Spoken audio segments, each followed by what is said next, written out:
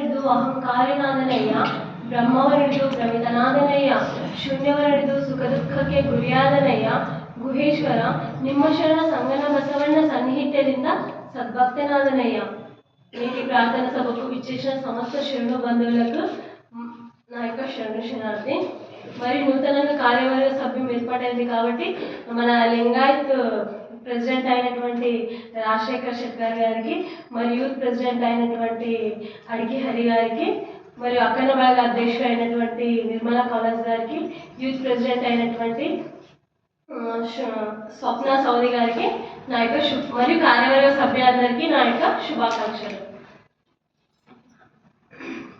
ఈరోజు వచన వైభవ కార్యక్రమంలో భాగంగా నేను 12వ శతాబ్దపు మహాశివశరణుడైనటువంటి మేధావి కేతయ్య గారి గురించి తెలుసుకుందాము. మన మేధావి కేతయ్య గారు శివమొగ్గ డిస్ట్రిక్ట్ వేలూరు అనే మండలంలోని ఉలవిబెట్ట అనే అరణ్య ప్రాంతంలో జన్మించారు. ఈయన అసలు పేరు వచ్చేసి కేతయ్య.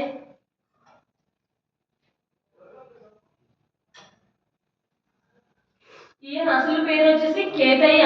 అయితే ఈయన కాయకం ఏంటంటే మేదార కాయకం. ఈయన కాయకము మేదార కాయకం. మేదారం అంటే బిదురు కట్టెలను తీసుకొచ్చి, బిదురు అంటే వెదురు ఉంటుంది కదా, వెదురు కట్టెలను బాంబూస్ అంటారు ఇంగ్లీష్లో.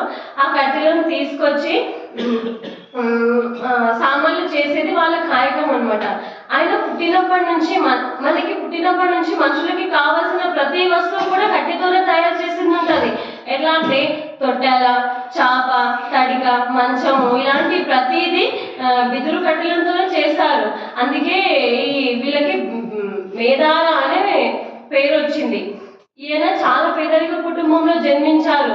వీరి యొక్క జయంతి మనము జనవరి 13న మేధారి కేతయ్య జయంతి జరుపుకుంటాము.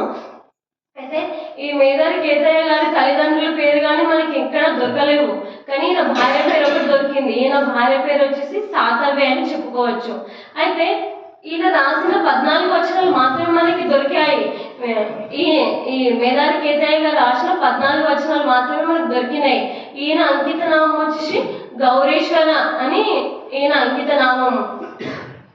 ಒಂದು ಬಿದಿರಿಗೆ ಕವೆ ಮೂರು, ಆ ಕವೆಯೊಳಗೆ ಲಕ್ಷ ಶಿಬಿರು, ಮೂರು ಕವೆ ಕುಚ್ಚಿಸಿ ಬಿಲ್ಲ ಸಿಕ್ಕಿ ಬಿಡಿಸಿ ಸೀತೆ ಬಿದಿರು ಹೊರೆಯಲ್ಲಿ ನೈದೆ, ತೊಟ್ಟೆಲ ಸಂದ ಕಾಣದಂತೆ 4 ಕಾಲುಗಳಿಕ್ಕಿ ಅಂದವಾದ ತೊಟ್ಟೆಲ ದಂಡೆಯನಿಕ್ಕಿ ಕಟ್ಟುವುದಕ್ಕೆ ಶ್ರುತ ದೃಷ್ಟವೆಂಬೆರಡು ದಾರದಲ್ಲಿ ತೊಟ್ಟೆಲ ಕಟ್ಟಿ ಗೌರೇಶ್ವರ ಲಿಂಗಕ್ಕೆ ಹುಟ್ಟು ಗೆಟ್ಟು ಹೋಗು ಎಂದು ಜೋಗಳವಾಗಿದೆ.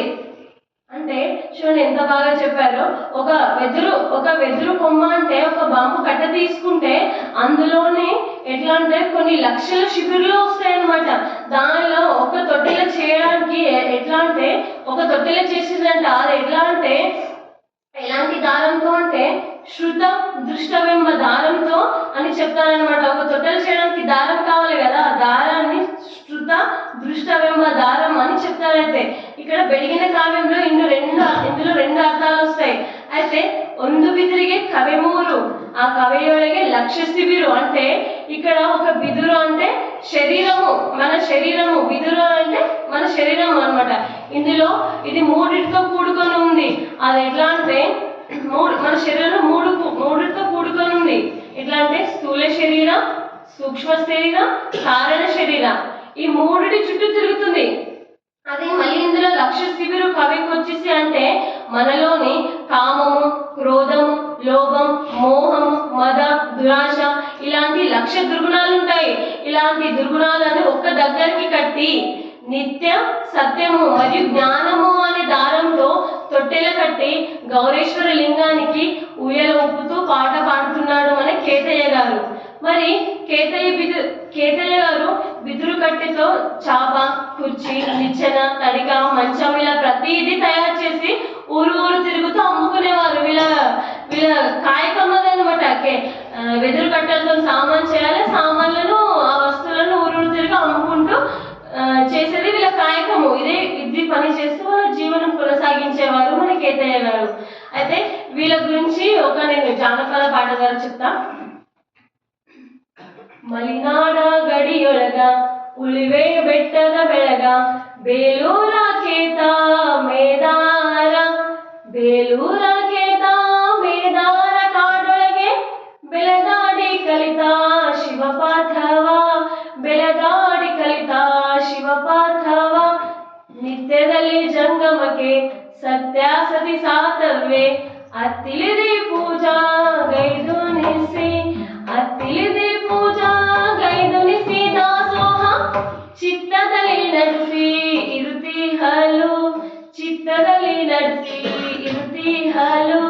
ಕೇತಯ್ಯ ನಿನ ಮಡದಿ ಸಾತವ್ವೆ ಎನ್ನವಲು, ಜಾತಿ ನೆದರದು ಕುಸುಬಿನಲ್ಲಿ, ಜಾತಿ ನೆದರದು ಕುಸುಬಿನಲ್ಲಿ. ನಾಡೊಳಗೆ ನೀತಿ ಶಿವಮತದ ವರೆಗಲ್ಲು, ನೀತಿ ಶಿವಮತವ ವರೆಗಲ್ಲು. ನಿತ್ಯದಲ್ಲಿ ಕೇತಯ್ಯ ಕೆತ್ತುವೆನು ಬಿದುರೆಲಿಯ, ಚಿತ್ತರದ ಬುಟ್ಟಿ ಮರಹನೆದು, ಚಿತ್ತರದ ಬುಟ್ಟಿ ಮರಹನದು. ಮಾರುವನು ಉತ್ತಮರ ನಾಡು ಕಲ್ಯಾಣ, ಉತ್ತಮರ ನಾಡು ಕಲ್ಯಾಣ. ಶಿವನ ಬುಟ್ಟಿಯ ಮಾಡಿ ಭುವನ ಕಲಸಕ್ಕೆ ಕಟ್ಟಿ, ಶಿವದೀಪ ಹಚ್ಚಿ ಕಲ್ಯಾಣ, ಶಿವದೀಪ ಹಚ್ಚಿ ಕಲ್ಯಾಣಪುರದೊಳಗೆ. ಶಿವ ಬೆಳಕ ಕಂಡ ಕೇತಯ್ಯ, ಶಿವ ಬೆಳಕ ಕಂಡ ಕೇತಯ್ಯ.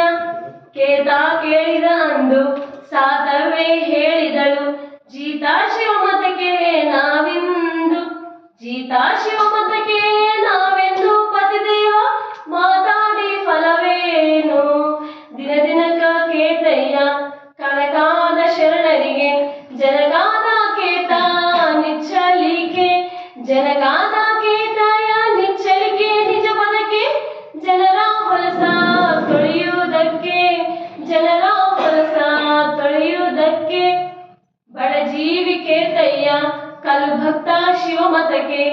ಅಡವಿ ಅಳುಬಿದರು ಬಲ ಬೀಳಿತು, ಅಡವಿ ಅಳುಬಿದರು ಬಲ ಬೀಳದು. ಕೇತನಿಗೆ ಸಡಗರೆದು ತೂಗಿ ಕರೆಯುವುದು, ಸಡಗರೆದು ತೂಗಿ ಕರೆಯುವುದು. ಬಂಗಾರ ಹುಳ ಹತ್ತಿ ಭಂಗವಾಗಿದೆ ಬಿದಿರು, ಕಂಗಲಿಗೆ ಬೇಡ ಒಲೆಯೆಂದು, ಕಂಗಲಿಗೆ ಬೇಡ ಒಲೆಯೆಂದು. ದಾಸೋಹ ಸಂಘ ಜೋಡಣಿಗೆ ಒಂದೆಂದ, ಸಂಘ ಜೋಡಣಿಗೆ ಒಂದೆಂದ. ಮೇಲೇರಿ ಕಡಿವಾಗ ಕಾಲು ಜಾರಿತು ತಪ್ಪಿ, ಕಾಲ ಮೇಲಾಗಿ ಕೇತಯ್ಯ, ಕಾಲ ಮೇಲಾಗಿ ಕೇತಯ್ಯ ತಪ್ಪೆಂದು. ಗೋಲಾಗಿ ಬಿದ್ದ ಎದೆವರಿಚಿ, ಗೋಲಾಗಿ ಬಿದ್ದ ಎದೆವರಿಚಿ. ಕೂರದುದು ಅದು ನಟ್ಟು ಏರಿ ಮುರಿಯುತ್ತೆದಿಗೆ, ಕಾರಗತ್ತೆಯ ಬವಲಿಕೆಯು, ಕಾರಗತ್ತೆಯ ಬವಲಿಕೆಯು. ಮನ ತುಂಬಿ ತೋರದಲ್ಲೇ ಹೋಯಿತು ಕಣ್ಣಿಗೆ, ತೋರದಲ್ಲಿ ಹೋಯಿತು ಕಣ್ಣಿಗೆ. ಹಾರದಿರು ಪಡಗಡದ ಏಳಿ ಇಳಿಯುವ ರವಿ ನೀನು, ಮಾರಹರ ನಾನೇ ಎನ್ನಾಣೆ, ಮಾರಹರ ನಾನೇ ಎನ್ನಾಣೆ. ಶಿವಶರಣ ಧೀರ ಕಾಯಕದ ಮನದಾಣೆ, ಧೀರ ಕಾಯಕದ ಮನದಾಣೆ. ಎಂದೆಂದು ಪದ ನೋಡಿ ತವಕಾದಲ್ಲಿ ಕಿತ್ತೊಗಿತು, ಶಿವ ಶಿವನೇ ಮುಗಿಯಿತು ಕಾಯಕವ, ಶಿವ ಶಿವನೇ ಮುಗಿಯಿತು ಕಾಯಕವ. ಎಂದಂತೆ ಶಿವಯೋಗ ಘಡಿಯು ಮುಗಿಯಿತು, ಶಿವಯೋಗ ಘಡಿಯ ಮುಗಿಯಿತು. ಇರುಳೆಲ್ಲ ಸಾತವ್ವೆ ಪತಿ ನೆನೆದು, ಇರುಳೆಲ್ಲ ಸಾತವ್ವೆ ಹೊರಳಾಡಿ ಪತಿ ನೆನೆದು.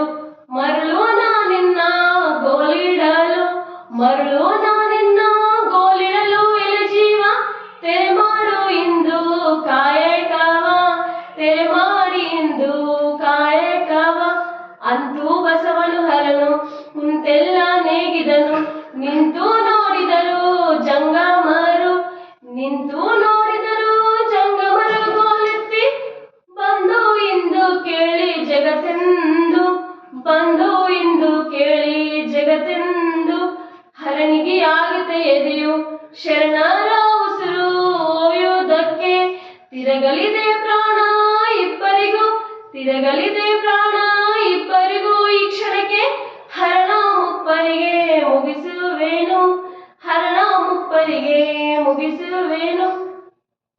ಉಳುತ್ತಲಿ ಮಾಚಯ್ಯ ತೆಗೆದಿಟ್ಟ ಗಂಟೆಯನ್ನು ನೆಗೆದು ಗಂಟೆಯು ಬಾಗಿಸಿದ ನೆಗೆದು ಗಂಟೆಯು ಬಾರಿಸಲು ಮೂರು ಜಗವು ಮಗುವಾಗಿ ಕೇಳಿ ಹೌಹಾರಿ ಮಗುವಾಗಿ ಕೇಳಿ ಹೌಹಾರಿ ನೋಡಿತ್ತು ಶಿವಲೋಕ ತೂಕ ಹಿಡಿಯಲಿ ಕಷ್ಟ ಸಾಕು ಮಾಚಯ್ಯ ತಡೆನಿಲ್ಲು ಸಾಕು ಮಾಚಯ್ಯ ತಡೆನಿಲ್ಲು ಅನ್ನೋದಕ್ಕೆ ತೂಕಡಿಸಿ ಶಿವನೆದ್ದು ಕುಳಿತಾನ ತೂಕಡಿಸಿ ಶಿವನೆದ್ದು కుళితాన.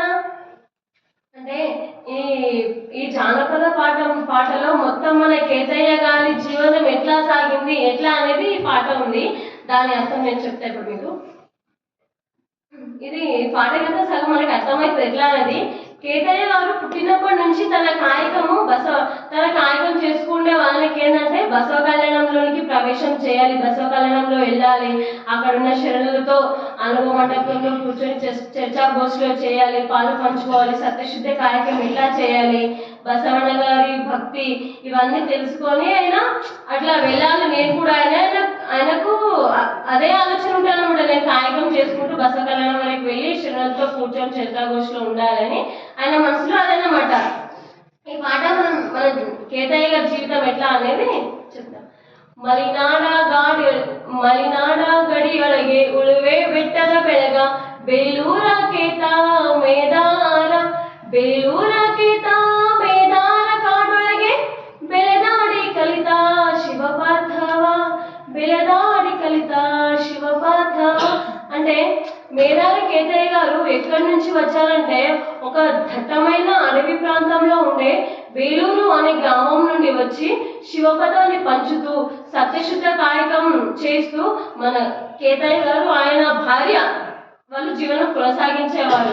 వాళ్ళ భార్య ఎలా ఉందంటే నిత్యದಲ್ಲಿ జంగమకే సత్యాసతి సాతవ్వే ಅತ್ತಿಲಿದಿ ಪೂಜಾ ಗೈದುನಿಸಿ ಅತ್ತಿಲಿದಿ ಪೂಜೆ ಗೈದುನಿಸಿ ದಾಸೋಹ ಚಿತ್ತದಲ್ಲಿ ನಡೆಸಿ ಇರುತ್ತೀಹಲು చిత్తದಲ್ಲಿ నడిసి ఇరుతీహలు.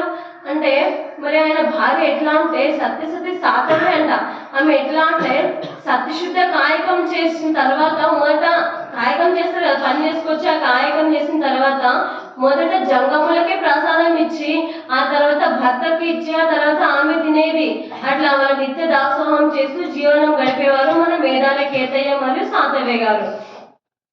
కేతయ్య నినబడది ಸಾತವ್ವೆ ಎನ್ನವಲು ಜಾತಿ ನೆದರದು ಕುಸುಬಿನಲ್ಲಿ ಜಾತಿ ನೆದರದು ಕುಸುಬಿನಲ್ಲಿ ನಾಡೊಳಗೆ ನೀತಿ ಶಿವಮತವ వరెగల్లు నీతి శివమతద వరెగల్లు. అంటే మరి ఆనాటి కాలంలో కులమని చాలా కులం మీది కులం మాది చాలా భేదాలు ఉండేవి. కానీ అలా వీరు చిన్న కులం వారైనా కానీ చేసే కాయకం మాత్రం పెద్దగా ఉంటుండే. ఇది శివపదంతో కూడుకున్నదని మనం చెప్పుకోవచ్చు. అయితే బసవಣ್ಣ గారు కూడా ఒక మనకు మాట చెప్తారంటే నెల ఉందే వెలిగేది శివాలయಕ್ಕೆ జల ఉందే శౌచమానಕ್ಕೆ. అంటే ఎంత బాగుంది కదా ఇది. అంటే భూమి మీదనే ఉంటుంది వెలిగేది మరియు శివాలయము అన్ని ఎట్లా భూమి మీదనే ఉంటాయి. అలాగే జల ఉంది శౌచమానకి అంటే నీరు కూడా ఒకటే. శౌచమానానికి మనం పూజకు వాడుకునే నీరు కూడా ఒకటే. అంతేకాని ఇక్కడ జాతి భేదం ఉండొద్దు అని అందుకు ఒక విధంగా చెప్తారనమాట. జాతి భేదం ఉండొద్దు, రెండు అన్ని ఒకటే అని. ఇక్కడ వీరి కాయకము కళ్యాణంలో నిశ్చరులకు చెందాలి మరియు అక్కడ ఉండే జ్ఞానము ఆనందం పెంచుకోవాలని కళ్యాణంలోకి బయలుదేరుతారు వీళ్ళిద్దరు, మేడారి కేతయ్య సాతవే గారు. ನಿತ್ಯದಲ್ಲಿ ಕೇತಯ್ಯ ಕೆತ್ತುವೆನು ಬಿದುರೆಳೆಯ ಚಿತ್ತರದ ಪುಟ್ಟಿ ಮೊರೆಹನೆದು ಚಿತ್ತರದ ಪುಟ್ಟಿ ಮೊರೆಹನೆದು ಮಾರುವನು ಉತ್ತಮರ ನಾಡು కళ్యాణ ఉత్తమర నాడు కళ్యాణ. అంటే మరి వాళ్ళు ఇద్దరు అనుకున్నట్టుగానే బసవ కళ్యాణానికి వస్తారు. వచ్చి తమ పని స్టార్ట్ చేస్తారు. వాళ్ళ పని ఏంది? కట్టలు తీసుకురావడము, బుట్టిలు చేయడము, ఊరు తిరిగి బుట్ట కావాలని అనుకుంటూ కేతయ్య గారు కట్టలు తీసుకురావడము, సాతవయ్య గారు వాటి ఇంటి దగ్గర కూర్చొని చేసి ఇద్దరు కలిసి చేసుకొని ఊరు తిరిగి అమ్మడము వాళ్ళ కాయకం అనమాట ఇది. అది కూడా వాళ్ళు బసవ కళ్యాణంలోకి వచ్చి ఆనందంగా వాళ్ళ జీవనం కొనసాగిస్తారు.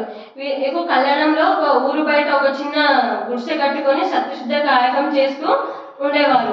ఒక ఆకాశ బుట్టి చేసిందంట ఆయన. అది ఎలా ఉందంటే బసవ కళ్యాణం అంతటికి వెళ్తునిస్తుందంట ఆకాశ బుట్టి.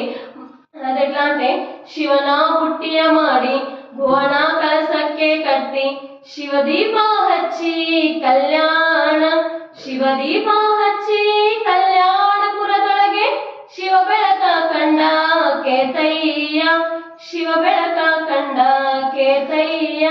అంటే శివరాత్రికి మనం చేస్తాం కదా, దీపావళికి మనం చేస్తాం కదా, ఒక నెల మొత్తం ప్రతిరోజు ఇంటి ముందర దీపం పెట్టడము, అట్లా ఆకాశ దీపం అట్లా మనం చేస్తాం కదా. అట్లా ఎందుకంటే లక్ష్మి మా ఇంటికి రావాలి అని చెప్పేసి అందరూ ఎవరు తెలిసిన విధంగా వాళ్ళు పూజ చేయడం, దీపాలు పెట్టడం అట్లా చేస్తూ ఉంటారు కదా. అయితే మన 12వ శతాబ్దంలో కూడా మన కేతయ్య గారు చేసింది ఎట్లా అంటే ఇంటి మీద దీపం పెట్టారంట కేతయ్య. అది ఎట్లా ఉందంటే శివుని యొక్క వెలుతురు అది కళ్యాణం అంతటిని వెలుగునిస్తుంది. అలాంటి వెలుగును ప్రసాదింప చేశారు మన కేతయ్య గారు. మరి వీరిద్దరు అనుకున్నట్టుగానే కళ్యాణంలోకి వచ్చారు. కేతయ్య మరి సాతవి కళ్యాణంలోకి వచ్చి కాయకం ప్రారంభించారు. అంత మంచిగా కేతయ్య గారికి ఏమనిపించింది, అనుభవ మంటపానికి వెళ్ళాలి, కళ్యాణంకి రావాలంటే వచ్చి కాయకం చేసుకుంటున్నారు. నెక్స్ట్ అనుభవ మంటపానికి వెళ్ళాలని ఇట్లా మనకు కూడా ఉంటాయి కదా, ఎక్కడికో ఆశలు ఎట్లా ఆయన కూడా ఆశలు అన్నమాట. అనుభవ మంటపం వచ్చిండు, బసవకళ్యాణానికి వచ్చి ఇప్పుడు అనుభవ మంటపంలో చర్చాగోష్ఠికి పోవాలని ఆశ స్టార్ట్ అయింది. అట్లా అనుభవ మంటపానికి శరణుల మధ్యన బసవಣ್ణ గారితో అల్లమ్మ ప్రభు గారు, చిన్న బసవಣ್ణ గారు ఇలా మిగిలిన శరణులతో అందరితో కలిసి కూర్చొని జ్ఞానం పొందాలి అని చెప్పేసి సాధవ్యకి చెప్తారనమాట. సో మనం కూడా అంతే కదా, ఏదైనా కొత్త పని చేసేటప్పుడు మన ఇంట్లో ఫ్యామిలీతో ఒకసారి డిస్కస్ చేస్తాము, అరే నాకు ఇట్లా చేయాలని నువ్వేమంటావు అని ఇంట్లో అమ్మతో కానీ భార్యతో కానీ పంచుకుంటాం. అట్లా కూడా చెప్పుకొని ఒక నిర్ణయం తీసుకుంటాం, ఇట్లా అనుకుంటున్నా కరెక్టేనా కాదని ఒక నిర్ణయానికి వస్తాము. అట్లా ఈయన కూడా వాళ్ళ ఇంట్లో వాళ్ళ భార్యతో చర్చించుకున్నారంట, ఇట్లా వెళ్ళాలనుకుంటున్నా ఇట్లా. మరి ఇక్కడ సాతవ్యతో అడుగుతారనమాట. ಕೇತಾ ಕೇಳಿದ ಅಂದು ಸಾತವೇ ಹೇಳಿದಳು, ಜೀತಾ ಶಿವಮತಕ್ಕೆ ನಾವಿಂದು ಜೀತಾ ಶಿವಮತಕ್ಕೆ ನಾವಿಂದು పతిదేవ మాతాడి ఫలవేను. అంటే ఆమె చెప్తారు కేతయ్యకి, మనకు శివుని యొక్క అనుగ్రహం ఉంది, మీరు వెళ్ళండి అనుభవ మంటపానికి, అక్కడున్న శరణులతో గురు, లింగ, జంగమ, దాసోహం వంటి విషయాల గురించి పాల్పంచుకోండి, వెళ్ళండి అని ధైర్యంగా వెళ్ళండి మీరు అని చెప్పేసి ఆయనకు సాధవ్య చెప్తుంది కేతయ్య గారికి. ఇంకా అదే ధైర్యంతో అనుభవ మంటపానికి వస్తారు కేతయ్య గారు. అక్కడున్న శరణులు బసవಣ್ణ, అల్లం ప్రభువు, చెన్న బసవಣ್ణ గారు ఇంకా మిగిలిన శరణులను చూసి చాలా సంతోషపడతారు. ఈయన అబ్బా నేను అనుకున్నా వచ్చిన అందరి శరణుల మధ్యలో అని చెప్పేసి సంతోషపడతారు. ఇంకా అక్కడ అందరూ ఆయనను చూసి ఆయన గురించి చర్చించుకుంటారు అనమాట. ఇలా పుట్టి అమ్ముతారు తెలుసు కదా అందరికి, ఊళ్ళో పుట్టలు తీసుకుంటారు కాబట్టి అందరు తెలుసు. అట్లా వీళ్ళందరూ ఈయన మనిషి అని చెప్పి వీళ్ళు చర్చించుకుంటారు. అప్పుడు అందరు ఈయన గురించి చర్చించుకుంటారు. ఈయన దాసోహం చేసే మనిషి, ఈయన రోజు ఒక కాయకం చేసుకొని ఒకరిని దాసోహం చేస్తాడు అని ఇట్లా వాళ్ళ గురించి మాట్లాడతాడు. అప్పటికి అల్లం ప్రభు గారికి అందరు చెప్తారు అనమాట, ఇట్లా ఈ మనిషి దాసోహం చేస్తాయని ఇట్లా అని చెప్తారు. అక్కడ ఉన్న గురులింగ జంగముల మధ్య చర్చ నడుస్తూ ఉంటుంది. గురులింగ జంగముల గురించి ఒక టాపిక్ ఉంటుంది అట్లా, గురువు, లింగ, జంగమ అనే టాపిక్ గురించి వీళ్ళందరూ చర్చించుకుంటా ఉంటారు. అప్పటికి అల్లం ప్రభు గారు అడుగుతారు కేతయ్య గారిని, చెప్పండి కేతయ్య గారు, గురువు, లింగ, జంగముల గురించి మీ అభిప్రాయం ఏంది అని అడుగుతారు ఆయనకి. అప్పుడు కేతయ్య గారు షాక్ అయిపోతారు, నా పేరు తెలుసా వీళ్ళకి, వీళ్ళ చర్చాగోష్ఠిలో నన్ను కూడా అడుగుతున్నారే, నాకు ఇంత ఉందా అని చెప్పేసి ఆయన చాలా ఫీల్ అయిపోతాడు, బాధపడతాడు, అంతే సంతోషపడతాడు అంతే. ఇంత పెద్ద నేను అనుభవ మంటపం రావడమే గొప్ప, అలాంటిది నాకు చర్చకి పిలుస్తున్నారు కదా అని చాలా సంతోషపడతారు కేతయ్య గారు. అప్పుడు ఇట్లా వచ్చిన చెప్తాడు, ಅರಿವಿನ ಕುಲವನರಿಯೇ ಮರಹಿನ ತೆರೆಯನರಿಯೇ ಅರಿವು ಮರಹಲಿದೆ ಗೌರೀಶ್ವರ ಲಿಂಗಕ್ಕೆ అరివే అర్పిత మరవే అనర్పిత నానెంత బల్లెనయ్యా. చూడండి ఎట్లా చెప్తాడు ప్రభు గారు, నేను చాలా సాధారణమైన వ్యక్తిని, ఆయనకి చర్చలో పాల్గొనమని చెప్తానమాట. ప్రభు గారు, నేను చాలా సాధారణమైన వ్యక్తిని, మనిషిని, ఒక వెదురు కట్టెను తీసుకొచ్చి సామాన్లు వేసుకొని ఊర్లో అమ్మేటైనా నేను. అలాంటి నాకు అరివు అంటే ఏదో తెలియదు, గురువు అంటే ఏదో తెలియదు, జ్ఞానం అంటే తెలియదు అని, నాకు ఇదేం తెలియదు, నాకు మొత్తం మొత్తం గౌరీశ్వర లింగానికి అర్పించాను ప్రభు గారు, నాకు ఇదేం తెలియదు అని చెప్పేసి కేతయ్య చెప్తారు. అయినా అల్లం ప్రభు గారు వదలరు. అల్లం ప్రభు గారికి తెలుసు ఎవరి లోపల ఎంత జ్ఞానం ఉందనేది తెలుసు. ఇంతకుముందు ఒకరొకరు అట్లా అందరినీ ఎవరి లోపల ఉన్న జ్ఞానాన్ని నలుగురికి తెలియాలి అని చెప్పేసి ఆయన నోటి నుంచి ఆయన చెప్పిద్దామని దాంతోనే ఆయన ఇంకొకసారి అడుగుతారు అనమాట. ఆయనలోని జ్ఞానం బయటకు తీయాలని చెప్పేసి ప్రభు, నువ్వు నిజమే బుట్టలమ్ముతో కరెక్టే, సత్యశుద్ధ కాయకం చేస్తావు, అది నాకు తెలుసు. కానీ నీలో జ్ఞానం ఉంది, ఎవరికి తెలియని జ్ఞానం నీలో ఉంది. కానీ నీకు అది తెలిస్తే నీకు తెలుసు కానీ చెప్తలేవు, చెప్పు గురువు లింగ జంగమ అంటే ఏమిటో చెప్పు అని రెండోసారి అడుగుతారు అల్లం ప్రభు. అప్పుడు కేతయ్య గారు మొహమాటం లేకుండా ఇట్లా చెప్తారు. గురుహూసి లింగ దిటవెనలిల్ల, లింగ హూసి జంగమ దిటవెనలిల్ల, జంగమ హూసి పంచాచార దిటవెనలిల్ల, ఇందీవరంగవను గౌరేశ్వర బల్ల.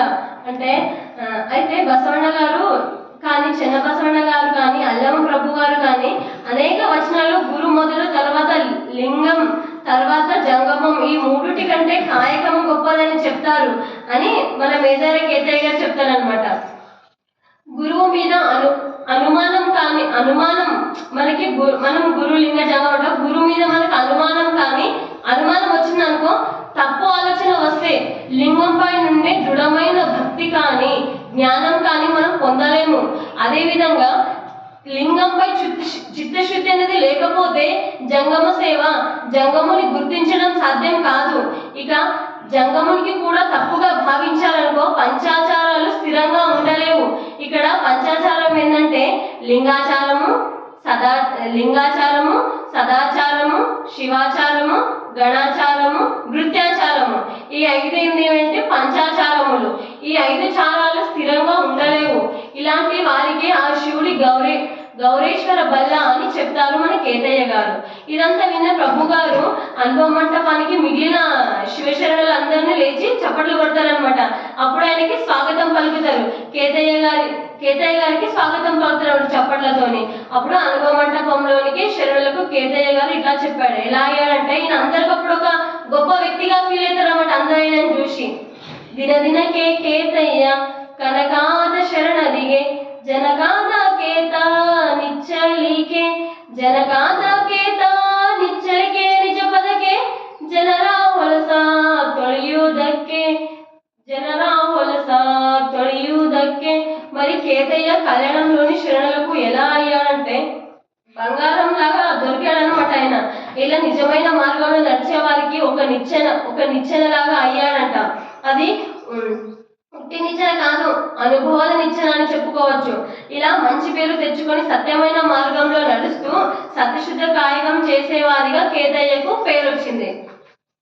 అయితే ఈయన కాయకం ఏంటంటే వెదురు కట్టెలను తీసుకొచ్చి కుర్చీలను, మంచము ఇట్లా అన్ని తయారు చేసేవారు. ఈ వెదురు చెట్టు ఆయనకు రోజైన కాయకం అదే కదా. ఒకరోజు అడిగిపోతే ఆయనకు చెట్టు అనేది వెదురు చెట్టు అనేది దొరకదు. అడవి మొత్తం వెతుకుతాడు. వెతికి అలసిపోయి ఒక చెట్టు కింద కూర్చుంటాడు. నాకు ఎక్కడా చెట్టు దొరకలేదు. వెదురు కాయకం చేయాలా, కాయకం శరణులకు పిలిచి దాసోహం చేయాలంటే పని చేస్తేనే శరణులకి దాసోహం పెట్టగలుగుతాడు. నాకు ఒక్క చెట్టు కూడా దొరకలేదు, నేను ఏం చేయాలని బాధపడుతూ ఒక చెట్టు కింద పడుకొని లేచి చూస్తే సాయంత్రం అవుతుంది. అక్కడ ఒక్క చెట్టు కూడా దొరకదు. ఈ రోజు నేను కాయకం ఎట్లా చేయాలి అని బాధపడతా ఉంటారనమాట. అయ్యో భక్తితో చేసే కాయకం ఇట్లా చేయాలి ఇప్పుడేనని బాధపడుతున్నప్పుడు ఆయనకు నాకు చెట్టు కావాలి ఇప్పుడు ఎట్లా అంటే ఒక చెట్టు కనిపిస్తుంది. ఆ చెట్టు అబ్బాయి అదృష్టం బాగుంది, నాకు కావాలి ఈరోజు ఒక చెట్టు దొరికిందని చెప్పేసి అనుకుంటారు అనమాట. ఆ చెట్లన్నీ కేతయ్య గారిని పిలుస్తాయి. ఈరోజు నా దగ్గర అని పిలుస్తాయి అనమాట. రోజు చెట్లు ఈయన ఏంటంటే సత్యశుద్ధ కాయకం చేసేవాడు కాబట్టి చెట్లన్నీ రోజున అడవికి పోగానే నన్ను తీసుకోపో, నన్ను కొట్టు, శరణులకు అమ్ముతావు కదా, నన్ను తీసుకోపో అని అడిగితే ఎలాంటిది రోజు ఏది లేదు. బడజీవి కేతయ్య కలు భక్త శివమతకే, అడవి అడపిదురు బలబీదు, అడవి అడపిదురు బలబెరదు, కేతనిಗೆ సడగరదు కూగి కరియుವುದು. ఇక్కడ వెదురు చెట్లు కేతయ్యకు వెదురు చెట్లు నాకు తీసుకోపో అని పిలుస్తాయి. శ్రద్ధ భక్తితో కలవాడు కేతయ్య కాబట్టి కేతయ్యను చెట్లు వచ్చి నన్ను తీసుకోపోయారు, నీ కాయకానికి నన్ను యూజ్ చేయని చేసి చెప్తారనమాట. అదే పరీక్ష చేద్దామని ఒక రోజు ఇంకొక రోజు పోయినప్పుడు ఒక్క చెట్టు కూడా దొరకదు ఆయనకి. చాలాసేపు కూర్చొని ఉంటాడు కానీ ఒక్క చెట్టు కూడా దొరకదు. ఇప్పుడు ఏం చేయాలని ఆలోచిస్తాడు. రోజు ఇట్లా పిలిస్తే చెట్లు నన్ను రారా అని, కానీ ఈ రోజు ఏంటి ఒక్క చెట్టు కూడా కనిపిస్తలేదు అని బాధపడతాడు. అప్పుడు భగవంతుని వేడుకుంటాడు ఒక చెట్టు కింద కూర్చొని. ఈరోజు ఏం చేయాలి, నాకు ఒక్క చెట్టు కూడా దొరకాలని భగవంతుని వేడుకున్నప్పుడు భగవంతుడు ఒక చెట్టును చూపిస్తాడు అనమాట. ఒక చెట్టు ఉంటుంది అక్కడ ఆయన కోసమే అన్నట్టు. ఆ చెట్టు దగ్గరికి వెళ్ళి కొడదామని చూసి చెట్ల నుంచి బంగారం వజ్ర వైడూర్యాలు అనేది రాలుతాయి అనమాట చెట్లకి వెళ్ళి. అప్పుడు ఆయన ఏం చేస్తాడు, ఆ చెట్లు ఇది నాకు వద్దు అని చెప్పేసి వదిలేస్తాడు. మనం ఏం చేస్తాము, బంగారం వజ్ర వైడూర్యాలు దొరికితే అదే నా కాయకమే వద్దు ఇంకా చాలా ఇంత అదృష్టవంతుని అనుకొని మానేస్తాం. కానీ అట్లా కాదు, ఈ బంగారు ఇంత నేను ఏం చేసుకోవాలి, చెట్టు నాకు వద్దా అని ఇంకొక చెట్టు దగ్గర పోతాడు. ఆ పురుగులు ఇట్లా చెట్టు కొడితే పురుగులు వస్తాయి కదా, అట్లా పురుగులాగా బంగారం వజ్ర వైడూర్యాలు వస్తున్నాయంట ఆ చెట్ల నుండి. నాకు ఈ చెట్టు వద్దు, ఇది నా పని కాదు అని చేసి ఆ చెట్టును వదిలేస్తాడు. ఇంకో చెట్టును కొడతారు, ఇంకో చెట్టును కూడా సేమ్ అట్లనే దాని నుంచి బంగారం వజ్ర వైడూర్యాలు వస్తారు. అప్పుడు ఆయన అంటాడు, ಬಂಗಾರ ಹುಳ ಹತ್ತಿ ಭಂಗವಾಗಿದೆ ಬಿದಿರು, ಕಂಗಲಿಗೆ ಬೇಡ ಒಲೆಯೆಂದು, ಕಂಗಲಿಗೆ ಬೇಡ ಒಲೆಯೆಂದು ದಾಸೋಹ, ಸಂಘ ಜೋಡಣಿಗೆ ಒಂದೆಂದ, సంఘ జోడనిగే వందెంద. అంటే ఎంత బాగా చెప్తున్నావు, బంగారం ఉలర్చిపోయింది, చెట్ల కన్నిటికి బంగారం అనే పురుగు పట్టింది, నాకు ఈ పురుగు వద్దు, నా కాయకానికి నా దాసోహానికి పనికిరావు ఈ చెట్లు నాకు వద్దు.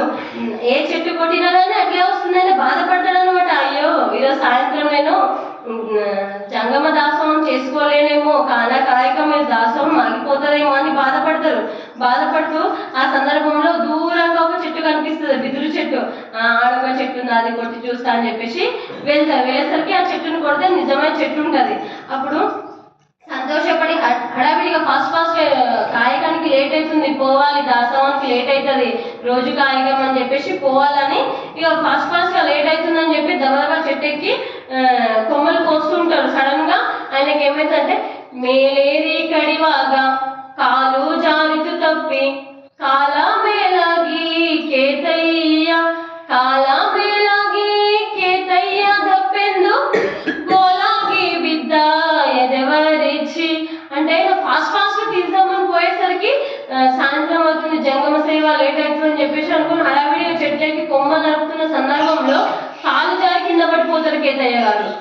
ఎట్లా అంటే, పూరదు వందునట్టు ఏరి మురియుత్తెదిగే ಕಾರಗತ್ತೆಯ ಬವಲಿಕೆಯು, ಕಾರಗತ್ತೆಯ ಬವಲಿಕೆಯು ಮನ ತುಂಬಿ ತೋರದಲೆ ಹೋಯಿತು ಕಣ್ಣಿಗೆ, తోరదలే హోయిత్తు కన్నీగే. అంటే ఒకసారి కింద పడగానే ఆయన నలుగుతారు, చెట్టు నరికిన కొమ్మలు అనేటివి ఆయన ఎక్కడో అందులో ఒక బిదురు గట్టిగా ఉంటాయి కదా, ఒక బిదురు ఆయనకు గుచ్చుకుంటుంది అనమాట ఎక్కడో. ఇంకా ఆయన కళ్ళు మొబ్బు అయితే తగిలితే కడుపులో గుచ్చుకోమో తగిలిపోయి ఆయన బాధపడాలి కదా. ఆయన ఆలోచన ఏంటంటే, అరే నాకు ఇట్లా అయింది, ఇప్పుడు నేను ఈరోజు కాయకం చేస్తానో లేదో అని ఆయన బెంగ అనమాట. ఆయన బాధ అదే, ఈరోజు నా దాసోహం ఏమైపోతుందో.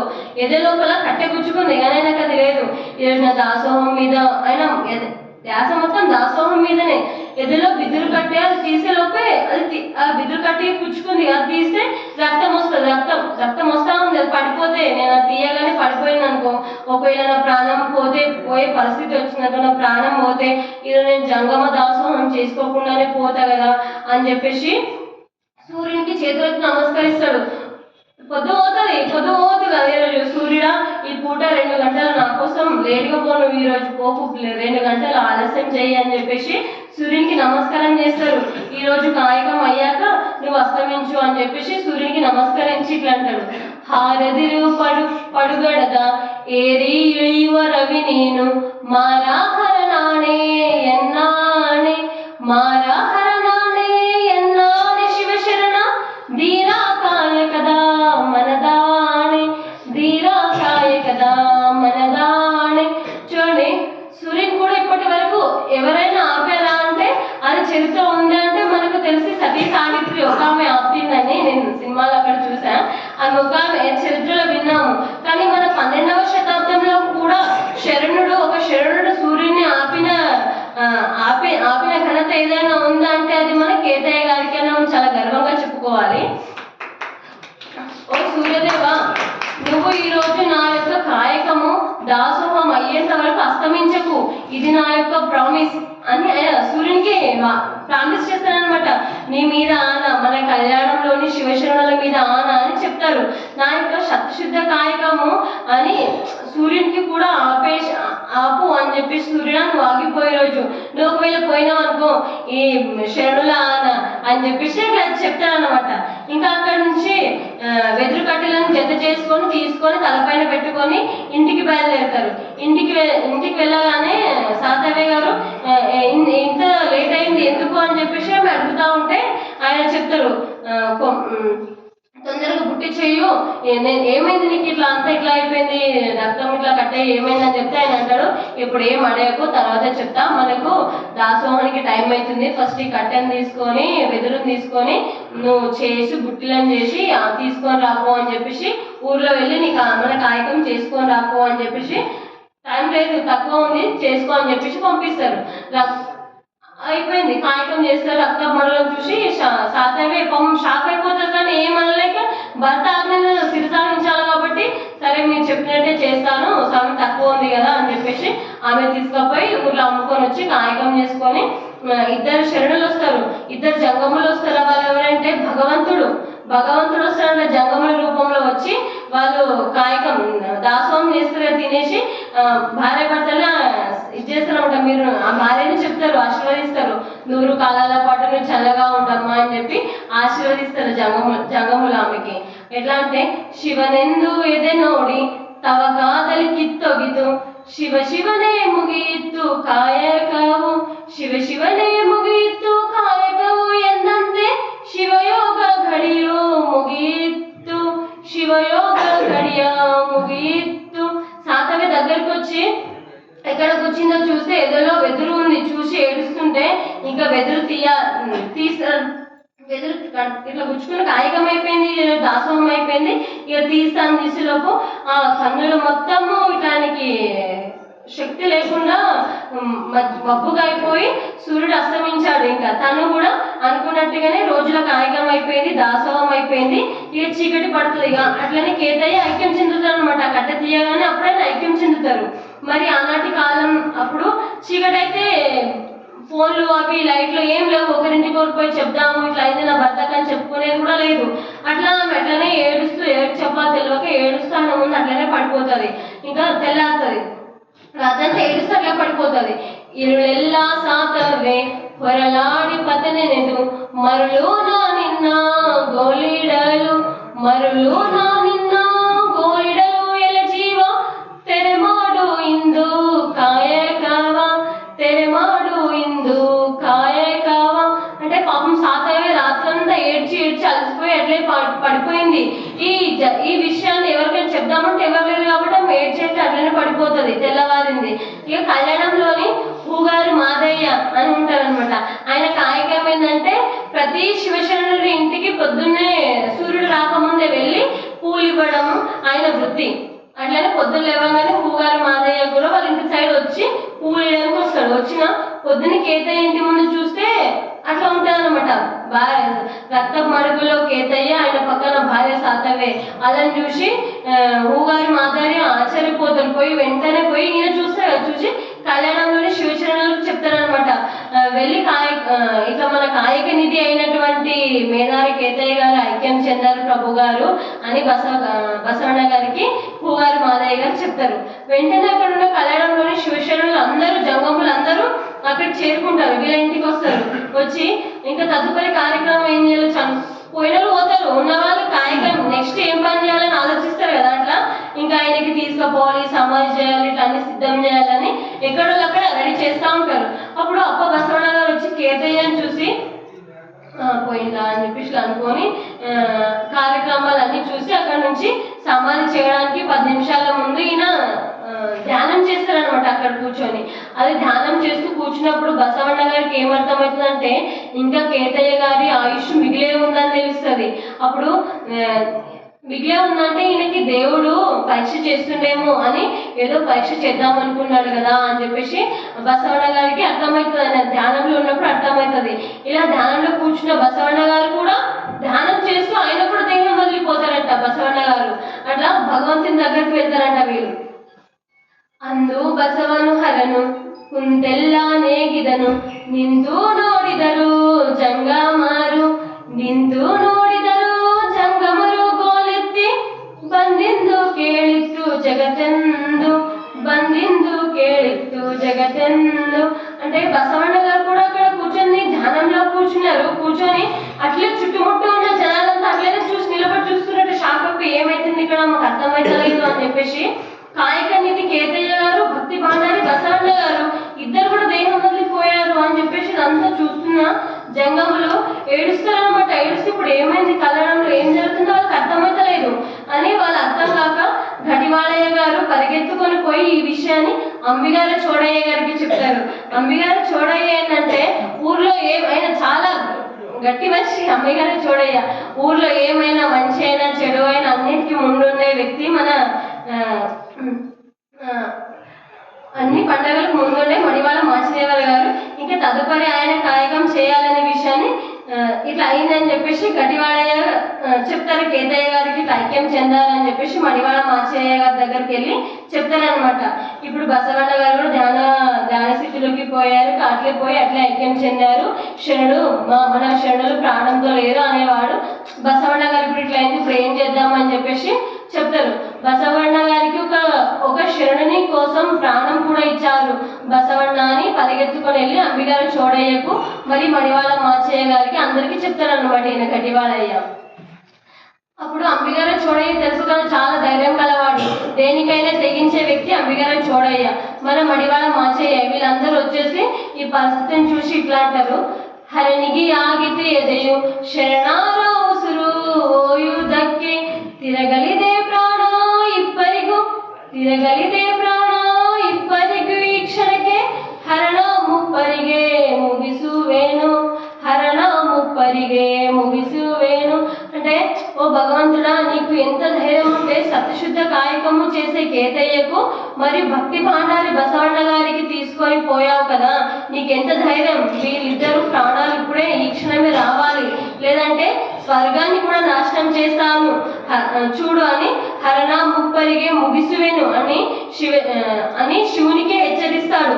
ఇంకా తనలోని తనకు కోపంలో మెడలోని వీరగంటను తీసి ఒక రౌద్రనాట్యం చేస్తారు. ఎలా అంటే ఇంకా భయంకరంగా అన్నమాట. తనకు కూడా ఏమైందో అక్కడ ఆయన కూడా అంబిగారు చోడయ్య కూడా ఏమైందని చెప్పి శరణులంతా భయపడతారనమాట.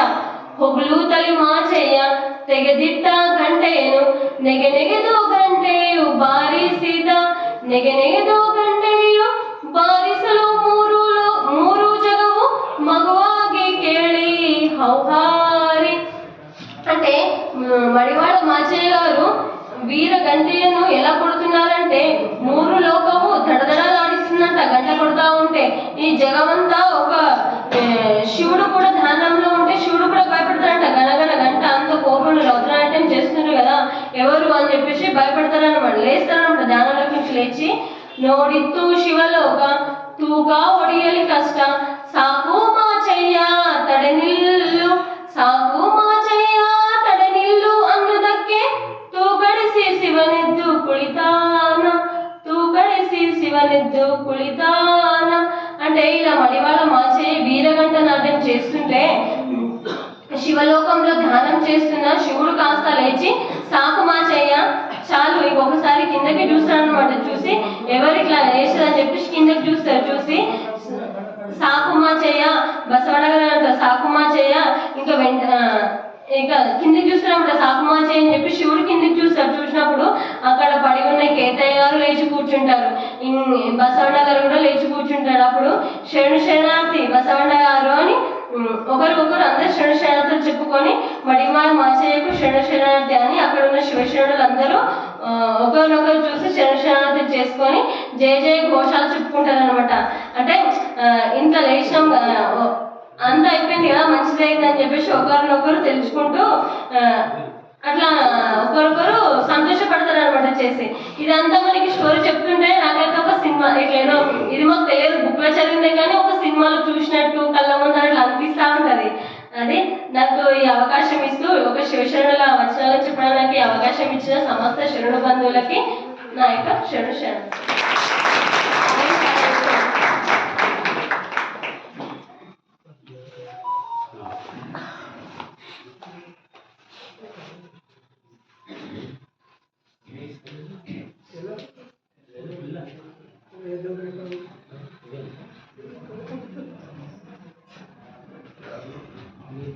శ్రీ గురు బసవలింగాయ నమః. ఈనాటి వచన వైభవ కార్యక్రమంలో భాగంగా ఇంతవరకు మన ఆత్మీయ శరణ బంధువులు సహోదరి శ్రీమతి శిల్ప గణపతి గారు, మన శివశరణులు మేదార కేతయ దంపతులు, దంపతుల మధ్య ఉన్న భావ సారూప్యతను, వారు చేసే కాయకం పట్ల వారికి ఉన్న అంకిత భావాన్ని, అనుభవ మండపంలో జరిగే చర్చాగోష్ఠిలో ఆ దంపతులు శివశరణులతో పంచుకున్న అనుభవాలను, ఇంకా సమాజానికి వారిచ్చిన సందేశాన్ని, వారి జీవన సాఫల్యాన్ని జానపద గేయం రూపంలో పాడుతూ ఎంతో చక్కగా మనందరికీ వారు వివరించారు. మన శిల్ప మఠపతి గారికి మనమంతా చప్పట్ల ద్వారా ధన్యవాదాలు